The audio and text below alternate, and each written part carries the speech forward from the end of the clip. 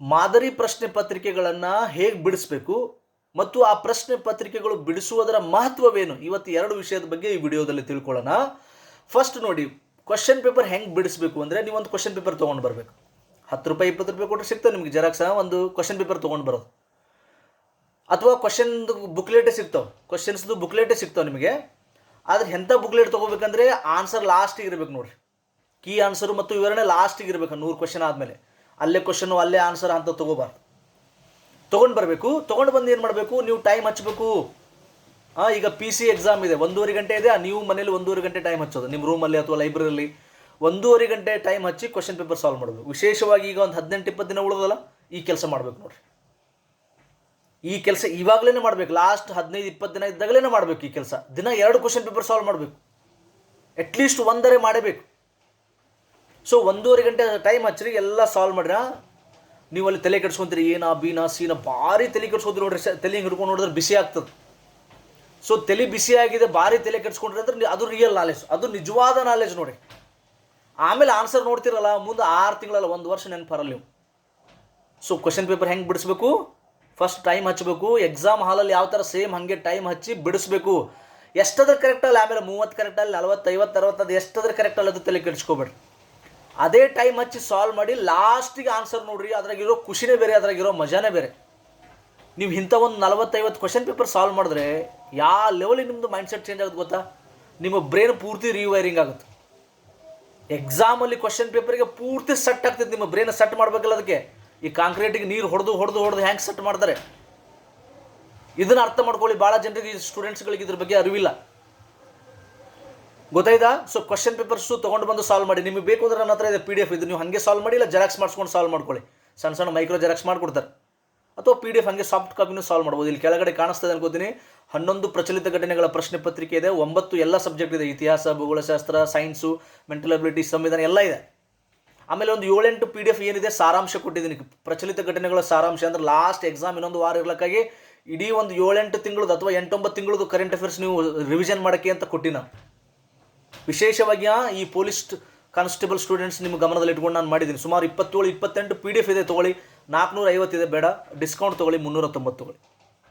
7026583625 ಈ ನಂಬರ್ಗೆ ನೀವು KE ಅಂತ ಟೈಪ್ ಮಾಡಿ, ವಾಟ್ಸಪ್ ಮಾಡಿ. ದಯವಿಟ್ಟು ಯಾರು ಕಾಲ್ ಮಾಡಬೇಡಿ. ವಾಟ್ಸಪ್ಪಲ್ಲಿ ಏನು ಮಾಡಿ, KE ಅಂತ, ನೀವು ಎಕ್ಸಾಮ್ KE ನಡೆಸ್ತಾ ಇರ್ತಾನೆ, KE ಅಂತ ಟೈಪ್ ಮಾಡಿ. ಸೊ ನೀವು 390 ಕಳಿಸಿದ್ರೆ, ಫೋನ್ಪೇ ಮಾಡಿದ್ರೆ ನಾನು ನಿಮಗೆ ಆ ಕ್ವಶನ್ಸ್ ಎಲ್ಲ PDF ಎಲ್ಲ ಕಳಿಸ್ತೀನಿ. ಕನ್ನಡ ಮಾಧ್ಯಮದಲ್ಲಿದೆ, ವಿತ್ ಬೆಸ್ಟ್ ಎಕ್ಸ್ಪ್ಲನೇಷನ್. ಎಲ್ಲ ಕೀ ಆನ್ಸರ್ ಮತ್ತು ಎಕ್ಸ್ಪ್ಲನೇಷನ್ ಎಲ್ಲ ಲಾಸ್ಟಿಗೆ ಕೊಟ್ಟಿನ, ನೀವು ಪ್ರಾಕ್ಟೀಸ್ ಮಾಡಲಿ ಅಂತೇಳಿ. ಆಲ್ರೆಡಿ ನೀವು ಟೆಸ್ಟ್ ಸೀರೀಸ್ ಬರೀತಾ ಇದ್ರೆ ಬರೀರಿ. ಮನೇಲಿ ಕುಂತು ಸಾಲ್ವ್ ಮಾಡ್ಬೇಕನ್ಸುತ್ತಾ, ಲೈಬ್ರರಿ ಕುಂತು ಸಾಲ್ವ್ ಮಾಡ್ಬೇಕನ್ಸುತ್ತಾ, ಅಥವಾ ನೀವು ಎಲ್ಲೂ ಟೆಸ್ಟ್ ಸೀರೀಸ್ ಬರೆದಿಲ್ವಾ, ತೊಗೊಳ್ಳಿ. Very important. KEದವ್ರ ಮೈಂಡ್ಸೆಟ್ಗೆ ಅನುಗುಣವಾಗಿ ಈ ಪ್ರಶ್ನೆಗಳನ್ನು ಮಾಡಿದೆ. ಓಕೆ, ಒಂದೇದು ಗೊತ್ತಾಯ್ತಾ, ಹೆಂಗೆ ಬಿಡಿಸ್ಬೇಕು ಅಂತ ಗೊತ್ತಾಯ್ತಾ? ನೆಕ್ಸ್ಟ್ ಅದರ ಮಹತ್ವವೇನು ಅಂತ ಪ್ರಶ್ನೆ ಬರುತ್ತೆ. ಪ್ರಶ್ನೆ ಪತ್ರಿಕೆಗಳು ಬಿಡಿಸುವುದರ ಮಹತ್ವ ಭಾಳನೇ ಇದೆ ರೀ. ಭಾಳ ಜನ ಸ್ಟೂಡೆಂಟ್ಸ್ ನೋಡ್ರಿ ಬಂದು ಹೇಳ್ತಾರೆ ನಮ್ಗೆ ಆಮೇಲೆ, ಸರ್ ಇದೆಲ್ಲ ಈಸಿ ಕ್ವಶನ್ ರೀ, ನಾನು ಮಿಸ್ಟೇಕ್ ಮಾಡಿ ಬಂದೀನಿ, 4-5 ಕ್ವಶನ್ ಗೊತ್ತಿದ್ದು ತಪ್ಪು ಮಾಡಿ ಬಂದೀನಿ. ಯಾಕಂದರೆ ಅವ ನೆಟ್ ಪ್ರಾಕ್ಟೀಸ್ ಇಲ್ಲ. ನೀವು ನೆಟ್ ಪ್ರಾಕ್ಟೀಸ್ ಮಾಡಲಾರ್ದೆ ಕ್ರಿಕೆಟ್ ಆಡೋಕ್ಕೆ ಹೋದರೆ ಔಟ್ ಆಗ್ತೀರಿ.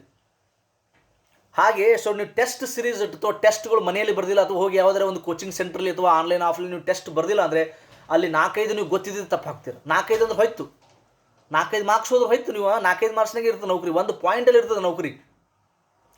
ಎರಡನೇದು ಏನಪ್ಪ ಅಂದರೆ ಸ್ಪೀಡ್ ಹೆಚ್ಚಿಗೆ ಆಗ್ತದೆ. ಫಾಸ್ಟ್ ಅಳ್ಳು ಹುರಿದಾಗ ಪಟ ಸಾಲ್ವ್ ಮಾಡ್ತೀರಿ. ಯಾಕಂದರೆ ಇಲ್ಲಿ 1.5 ಗಂಟೆ ಟೈಮ್ ಹಚ್ಚಿ ಸಾಲ್ವ್ ಮಾಡಿರಲ್ಲ, ರೂಢಿ ಅದೇ, ಪ್ರಾಕ್ಟೀಸ್ ಇದೆ. 1.5 ಗಂಟೆಯಲ್ಲಿ ನೀವು ಟೈಮ್ ಹಚ್ಚಿ ಸಾಲ್ವ್ ಮಾಡಿರ್ತೀರ. 1.5 ಗಂಟೆಯಲ್ಲಿ ಹೆಂಗೆ ಸಾಲ್ವ್ ಮಾಡಬೇಕಂತ ಎಲ್ಲ ಪ್ರಾಕ್ಟೀಸ್ ಮಾಡಿರ್ತೀರ. ಅದೇ ಥರಲ್ಲಿ ಎಕ್ಸಾಮಲ್ಲಿ ಹೋದಾಗ ನಿಮ್ಗೆ ಏನೂ ಗಡಿಬಿಡಿ ಆಗಲ್ಲ, ಏನೂ ಟೆನ್ಷನ್ ಆಗಲ್ಲ, ಏನೂ ಮತ್ತೊಂದು ಮಗದೊಂದು ಏನೂ ಆಗಲ್ಲ, ಸೀದಾ ಸಾಲ್ವ್ ಮಾಡ್ತೀರ. ಹೆಂಗಿದೆ ಮಜಾ, ಗೊತ್ತಾಯ್ತಾ? ಒಂದು ಸಣ್ಣ ಪುಟ್ಟ ನಿಮ್ಗೆ ಗೊತ್ತಿದ್ದು ಪ್ರಶ್ನೆಗಳು ತಪ್ಪು ಮಾಡಲ್ಲ, ಯಾಕಂದರೆ ನೀವು ಸರಿಯಾಗಿ ಪ್ರಾಕ್ಟೀಸ್ ಮಾಡಿರ್ತೀರ ಟೆಸ್ಟ್ಗಳಲ್ಲಿ, ಅಥವಾ ಕೋಚಿಂಗ್ ಸೆಂಟ್ರಲ್ಲಿ ಅಥವಾ ಮನೆಯಲ್ಲಾಗಲಿ, ಹೆಂಗಾದ್ರಾಗಲಿ. ನೆಕ್ಸ್ಟ್ ಇನ್ನೊಂದೇನು ಇಂಪಾರ್ಟೆಂಟು, ಅಲ್ಲಿ ಯಾವುದೇ ಕಾರಣಕ್ಕೂ ನೀವು ಸ್ಪೀಡ್ ಕಡಿಮೆ ಆಗಲ್ಲ, ನಿಮ್ಮದು ವೇಗ ಕಡಿಮೆ ಆಗಲ್ಲ. ಆ ಟೈಮಲ್ಲೇ ಕ್ವಶನ್ ಪೇಪರ್ ಸಾಲ್ವ್ ಮಾಡ್ತೀರಾ. ನೆಕ್ಸ್ಟ್ ಅದ್ರ ಜೊತೆಗೆ 3ನೇ ಲಾಭ, last but not least, question paper solve ಮಾಡೋದ್ರಿಂದ ನಿಮಗೆ ಭಾಳಷ್ಟು ನಾಲೆಜ್ ಬರುತ್ತೆ. ಕ್ವಶನ್ಸ್ ಹೆಂಗೆ ಬರುತ್ತೆ, ಯಾವ ಥರ ಬರುತ್ತೆ, ಇದರಲ್ಲಿರೋ ಕ್ವಶನ್ಸ್ಗಳು ಎಷ್ಟೋ ಬರ್ಬೋದು. ನೀವು ಟೆಸ್ಟ್ ಸಾಲ್ವ್ ಮಾಡ್ತಿರಲ್ಲ, 50-60 ಕ್ವಶನ್ಸ್ ಅಲ್ಲಿ ಬರ್ಬೋದು, ಒಮ್ಮೆ 60-70 ಬರ್ಬೋದು, ಹೆಚ್ಚಿಗೆ ಬರ್ಬೋದು, ಏನಾದರೂ ಬರ್ಬೋದು. ಯಾಕಂದರೆ ಒಳ್ಳೆ ಟೆಸ್ಟ್ ಸೀರೀಸ್ ಇತ್ತು ಅಂದರೆ, ನಾನು ಕೊಟ್ಟಿದ್ದೀನಲ್ಲ ಸೂಪರ್ ಟೆಸ್ಟ್ ಸೀರೀಸ್, 1 ತಿಂಗಳು ಶ್ರಮ ಹಾಕಿ ಮಾಡಿರುವಂಥದ್ದು, ಒಂದು ಟೀಮೇ ಇದೆ ನನ್ನ ಜೊತೆಗೆ. ಆ ಥರ ನೀವು ಅದರಲ್ಲಿ ಆ ಕ್ವಶನ್ ಸಾಲ್ವ್ ಮಾಡಿದಾಗ ಅವೇ ಕ್ವಶನ್ಸ್ಗಳು ಭಾಳಷ್ಟು ರಿಪೀಟ್ ಆಗ್ತವೆ, ಅಥವಾ ಆ ಎಕ್ಸ್ಪ್ಲನೇಷನ್ದಾಗ ಆ ಒಂದು ವಿವರಣೆದೊಳಗೆ ನಿಮಗೆ ಕ್ವಶನ್ಸ್ ಬರ್ತವೆ. ಸೊ ಹೀಗಾಗಿ 3 ಲಾಭಗಳಿದೆ. ಆ 3 ಲಾಭಗಳನ್ನು ನೆನಪಿಟ್ಕೋದಿರ ಅಂತ ಅನ್ಕೋತೀನಿ ನಾನು.